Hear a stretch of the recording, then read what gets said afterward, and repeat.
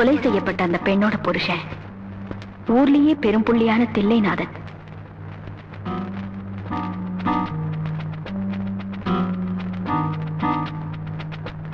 ஆனா இந்த உலகத்துல பச்சோந்திய வளர்த்து அதை கும்புற அழகி ஒருத்தரா தானே இருக்க முடியும். தம்பி, மனுஷனை புலி மாதிரி இருக்கணும்னு சிங்கம் மாதிரி இருக்கணும்னு சொல்றவங்க அந்த காலத்து முட்டாளுங்க. இந்த பச்சோந்தி மாதிரி இருந்தாதான் நம்ம பவர்ஃபுல்லா இருக்க முடியும். நேரத்துக்கு தகுந்த மாதிரி நிறத்தையும் குணத்தையும் மாத்திக்கிட்டு இருக்கிறதுனாலதான் நம்ம தலைவர் எந்த கட்சி ஆட்சிக்கு வந்தாலும் மந்திரியாவே இருக்காரு. என் தலைவர், நான் சொல்றது ரைட் தானே? என்னப்பா இது? செத்து போனவன் பொண்டாட்டிய நினைச்சு நான் பதறிக்கிட்டு இருக்கேன். இந்த நேரத்துல போய் ஜோக் அடிச்சிட்டு இருக்கேப்பா. எனக்கு நீங்க கொடுக்கறதா சொன்ன 1.5 கோடி ரூபாய் கான்ட்ராக்ட் தான் முக்கியம். ஆனா உங்களுக்கு என் பொண்டாட்டியோட அழகு முக்கியமா இருந்துச்சு. அந்த அறிவு கட்டவ இந்த புருஷனுக்காக அட்ஜஸ்ட் பண்ணிக்க தெரியாம நீங்க அவ கைப்பிடிச்ச உடனே ஓடி போய் மாடி மேல இருந்து விழுந்து செத்து போயிட்டான். இந்த காலத்துல பொண்டாட்டிங்க பத்னியா இருந்தா என் மாதிரி புருஷங்க எப்படிதான் வாழ்றது?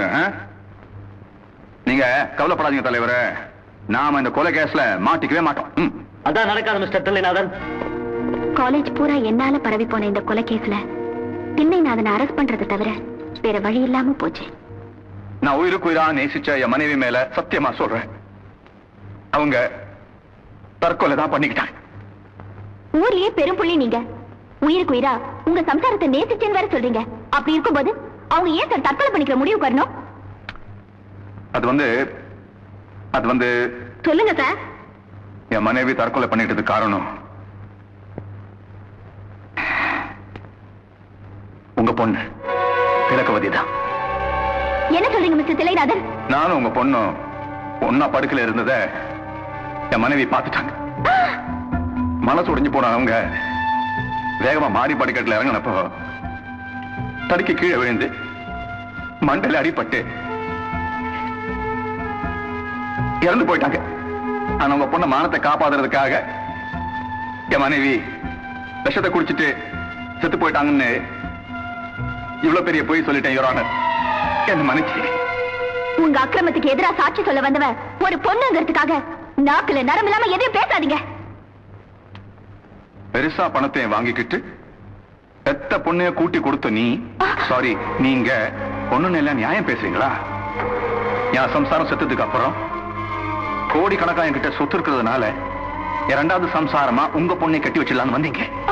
அதுக்கு நான் மாட்டேன்னு சொன்ன ஒரே காரணத்துக்காக நீங்க இந்த சட்டத்தை வச்சு மாட்டி வைக்க பாக்குறீங்க.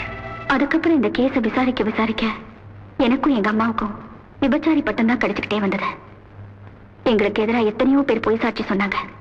அவனோட அலங்காரமான பொய்க்கு முன்னால எங்க ஆழமான உண்மை செத்து போச்சு. என் பேருக்கு வந்த அவமானத்தை நினைச்சுக்கிட்டு அதுக்கப்புறம் இந்த கேஸ் விஷயமா கோர்ட்டுக்கு போறதுக்கே எங்க அம்மா பயப்பட ஆரம்பிச்சாங்க. கடைசி வாய்தாவும் வந்துச்சு. அதுக்கு முதல் நாள் ராத்திரி தான்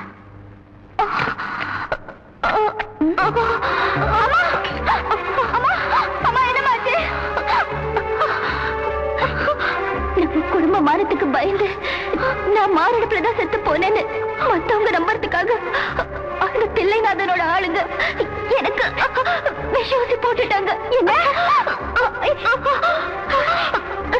எப்படியும் நான் சாக போறேன்னு தெரிஞ்சு நீ எங்க கிட்ட இருந்து தப்பிச்சு போயிடுமா?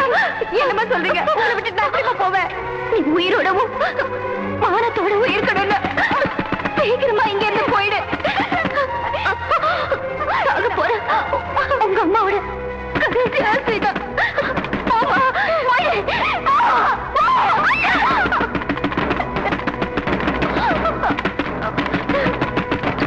அடுத்த நாள் கோர்ட்டு வாய்தாவுக்கு வராததுனால நியாயத்துக்காக போராடின என்னையும் எங்க அம்மாவையும் நடத்த கெட்டவங்கன்னு தீர்ப்பளிச்சு தில்லைநாதனை விடுதலை பண்ணிட்டாங்க. தில்லைநாதன் கிட்டே இருந்து தப்பிக்கிறதுக்காக நான் ஊரா ஓடிக்கிட்டு இருந்தேன். அவனோட ஆளுங்க என்னை துரத்துக்கிட்டே வந்தாங்க. கடைசியா உங்களை சந்திச்சேன்.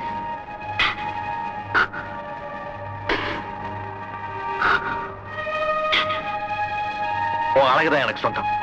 ஆனா உன் அறிவு அந்த ஊருக்கே சொந்தம். அதனால எத்தனையோ உயிர்களை காப்பாற்ற முடியும். அந்த அறிவு வீணா போறதுக்கு நான் விட மாட்டேன். எந்த கொம்பம் வந்து தடுத்தாலும் சரி உன்னை டாக்டர் ஆக்கியே தீருவேன். அது மட்டும் இல்ல, நீ டாக்டர் அன்னைக்கு உன் கழுத்துல ஒரு தாலியை கட்டி உனக்கு விபச்சார பட்டம் கட்டினாங்களே, அவங்க முகத்தில் நான் கறியை பூசுறேன். எந்த வசதியும் இல்லாத இந்த அநாதைக்கு இந்த கல்யாணம் மட்டும் நடந்தா போதும். இதுதான் ஆத்தா திலகாவோட கதை. லாரியில் அடிபட்ட நம்ம ஊர் குழந்தைகள்லாம் உயிரோட இருக்கிறது காரணமே திலகா தான். அவளை நான் மறுபடியும் டாக்டருக்கு படிக்க வைக்கணும்னு ஆசைப்படுறேன். ஆனா நீ எங்க அப்பனோட பழைய கதையை சொல்லி அவளை வெட்டி விடுற அப்படின்னு தான் சொல்லு. நான் வேலை வைக்கிறேன். இல்லப்பா, சின்ன வயசுல இந்த பொண்ணு இனிமேல கஷ்டப்பட வேண்டாம். நம்ம பரம்பரையில தான் யாருமே படிக்கல. ஒரு பொண்ணை படிக்க வச்சோங்கிற பெருமையாவது நமக்கு இருக்கட்டும். உன் ஆசைப்படியே அவளை டாக்டருக்கே படிக்க வைங்க. சொல்றது கேளுங்க. தில்லைநாதனை எதிர்த்துக்கிட்டு அந்த ஊர்ல யாராலையும் வாழ முடியாது. அந்த வேலையை நம்ம கையில விட்டுரு. நீ படிப்பை மட்டும் பாத்துக்க, மத்ததை நாங்க பாத்துக்கிறோம். ஆமா, சரி சரி, இந்த தண்ணி அடி. யூனிஃபார்ம்ல இருக்குமா நான் தண்ணி அடிக்க மாட்டேன் தெரியல உனக்கு. சும்மா அடி இன்ஸ்பெக்டர். அதுக்காக ஏமாத்திராத. நைட்டு வீட்டுக்கு போகும்போது ஒரு பாட்டில் கொடுத்தாரு மாமா. முழு பாட்டில் வீட்டுக்கு அனுப்பிச்சேன். அதை அடிச்சு தான் ட்ரெஸ் போட்டு வந்து நிக்கிறேன். என்ன தில்லைநாதன் கோயிலுக்கு வர மாதிரி வந்திருக்க? யோ தில்லைநாதன், யாரா நீங்க என்ன பேர் சொல்லி கூப்பிடுறதுக்கு? ஓ பட்டி காட்டா. இதுக்கு தான் தொண்ணு பேசிட்ட தண்ணி அடிக்க கூடாதுங்கிறது. விக்கல் பாத்தியா? தலையில தட்டிக்க. எத்தனை தடவை சொல்லிருக்கேன் சாப்பிட்டு பேசக்கூடாதுன்னு. உள்ள போய் தண்ணி குடிச்சிட்டு வா போ. சொல்றாங்களே போறேன். யாரா தில்லைநாதன்? நான் தாங்க தில்லைநாதன். நீங்க யார் சார்? என்ன பாரு, எங்க ஊர்ல ஆடு மேய்ப்பாங்க, மாடு மேய்ப்பாங்க, பச்சோந்தி மேய்க்கிறீங்க.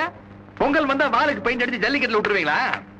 ஆமா, ஆம்பளை மாதிரி வேட்டி எல்லாம் கட்டிட்டு இருக்க, புடவை கட்டின பொம்பளை கிட்ட போய் ரவுஸ் விட்டுருக்க. டவுன்ல உங்களை மாதிரி ஆளுங்களுக்கு பெரிய பெரிய மனுஷனுங்களா? டேய், யாரா நீ? குடிச்சிட்டு வந்து கலடா பண்றியா? ஊர்ல இருக்கிற மொத்த தண்ணி தான் நீங்க மொடாவா குடிக்கிறது. ஏமாந்து கீழே சிந்தனாலும் மண்டி போட்டு நக்கிறது. நாங்க மோதுதாயா பார்க்க முடியும். மாச்சு வேணா நீ. Inspector good morning sir. சரிப்பா, விஷயத்துக்கு வருவான். திலகவதி, நீங்க తెలుసா கோர்ட்ல உங்க பயங்கரமான நடிப்புகளை எல்லாம் கொட்டி டாக்டர் பட்டம் வாங்கலாம்னு ஆசைப்பட்ட பொண்ணுக்கு விபச்சாரின்னு பட்டம் வாங்கி கொடுத்தீங்களே, அதே திலகவதி நான் மறுபடியும் காலேஜ்ல சேர்த்துட்டு தான் வந்திருக்கேன்.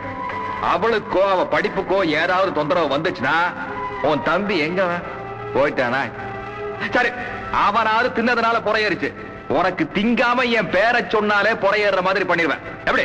ஏய், யார் அது? ஏதோ ஒரு பட்டிக்கட்டை வந்து கலடா பண்ணிட்டு இருக்கா, பாத்துட்டு இருக்கீங்களா? இன்ஸ்பெக்டர் பேசட்டும். உடுப்ப பார்த்தா மந்திரி மாதிரி தெரியுது. ஆனா கையில சாராய டம்ளர் வச்சிருக்கிறதுனால இப்ப கேட்டா சத்தியமா கிடையாதுன்னு துண்டை போட்டு தாண்டிடுவீங்க. என்ன சொன்ன? பட்டி காட்டுக்காரனா?